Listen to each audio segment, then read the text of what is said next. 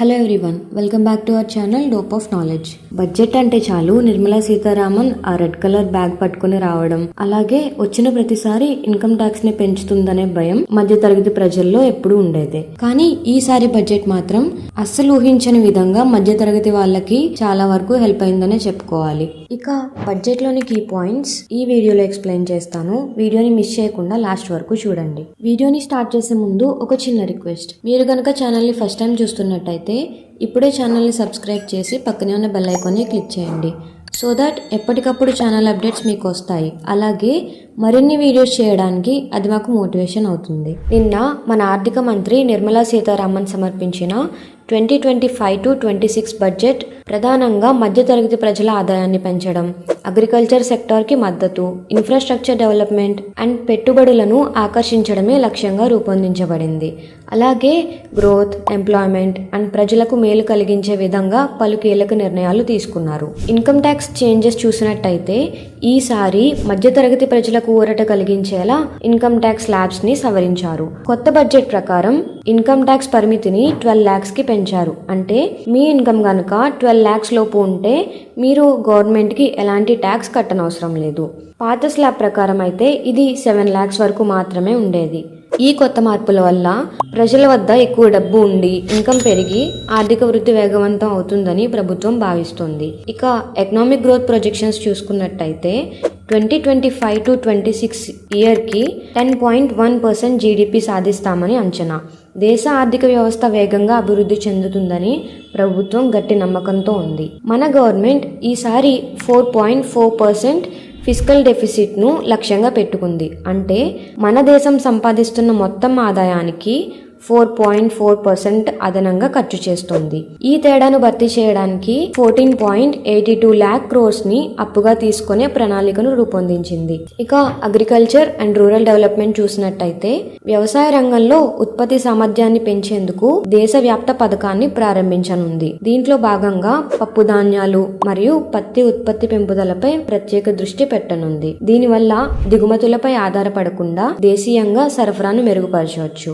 ఈ పథకం ద్వారా 1.7 crores రైతులను లక్ష్యంగా తీసుకొని వారికి సబ్సిడీతో రుణాల పరిమితిని $3,460 నుంచి $5,767 వరకు పెంచనున్నారు. దీంతో రైతులు ఎక్కువ పెట్టుబడులు పెట్టడానికి వీలుంటుంది. మాక్సిమం సెల్లింగ్ ప్రైస్ కింద పప్పు ధాన్యాలను ప్రభుత్వమే కొనుగోలు చేయనుంది. కొత్త వ్యవసాయ ప్రణాళికల ద్వారా పొలాలకు తగినంత నీరు అందించేలా నీటి ప్రాజెక్టులు ప్రారంభం, సేంద్రియ మరియు సహజ ఎరువులకు ప్రోత్సాహాన్ని అందించనుంది. మ్యానుఫ్యాక్చరింగ్ అండ్ ఇన్వెస్ట్మెంట్ సెక్టార్స్ చూసినట్టయితే మేక్ ఇన్ ఇండియా ప్రోగ్రామ్ ని మరింత ముందుకు తీసుకెళ్లేందుకు, అలాగే మ్యానుఫ్యాక్చరింగ్ సెక్టార్ కి అవసరమైన ప్రభుత్వ విధాన మద్దతును అందించేందుకు కొత్త జాతీయ మిషన్ ను ఏర్పాటు చేయనున్నారు. Small and medium sector industries కి ప్రత్యేక రాయితీలు, కొత్తగా పరిశ్రమలు పెట్టే వారికి 5 years పాటు ట్యాక్స్ ఎగ్జంప్షన్స్ ఇవ్వనున్నారు. స్టార్టప్స్ కోసం 10,000 crores నిధిని అందించి వారికి మద్దతు ఇవ్వనుంది. మ్యానుఫ్యాక్చరింగ్ సెక్టార్ కి అవసరమైన నిపుణుల సంఖ్య పెంచడానికి దేశవ్యాప్తంగా 5 ప్రధాన శిక్షణా కేంద్రాలు ఏర్పాటు చేయనున్నారు. ఇన్ఫ్రాస్ట్రక్చర్ డెవలప్మెంట్ కింద రాష్ట్ర ప్రభుత్వాలకు 1.5 lakh crores ను 50 years పాటు వడ్డీ లేకుండా రుణంగా ఇవ్వనున్నారు. దీని ద్వారా రోడ్లు, బ్రిడ్జ్లు, రైలు మార్గాలు వంటి మౌలిక సదుపాయాలు అభివృద్ధి చేయవచ్చు. అలాగే షిప్పింగ్ అండ్ పోర్ట్ సెక్టార్ అభివృద్ధి కోసం 25,000 కోట్ల నిధిని ఏర్పాటు చేయనున్నారు. దీని ద్వారా నౌకాశ్రయాలు మెరుగుపడి సముద్ర రవాణా వ్యవస్థ బలపడుతుంది. న్యూక్లియర్ ఎనర్జీ మిషన్ గురించి కూడా సీతారామన్ ప్రకటించారు. ఈ మిషన్ ద్వారా మన కంట్రీని క్లీన్ ఎనర్జీకి మార్చే దిశగా ముందడుగు వేయనుంది. దీని ద్వారా 2047 నాటికి అట్లీస్ట్ 100 gigawatts న్యూక్లియర్ విద్యుత్ ని ప్రొడ్యూస్ చేయడమే లక్ష్యంగా పెట్టుకున్నారు. బీమా రంగంలో విదేశీ పెట్టుబడుల పరిమితిని 100% పెంచారు.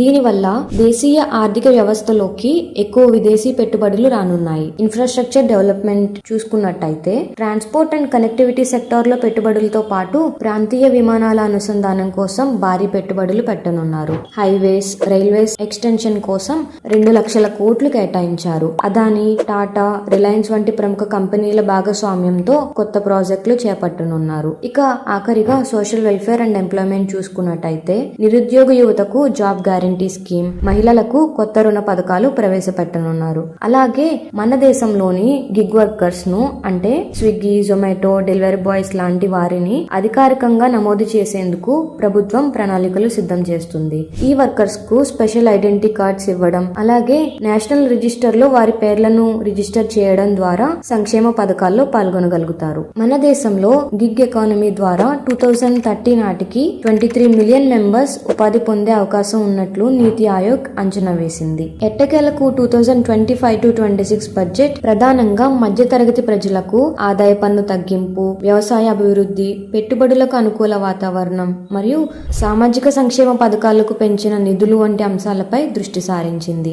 దీనివల్ల ప్రజల దగ్గర ఎక్కువ మనీ ఉండి ఆ మనీ కన్సంప్షన్ పెరిగి కంట్రీ గ్రోత్ కి హెల్ప్ అవుతుందని ప్రభుత్వం భావిస్తోంది.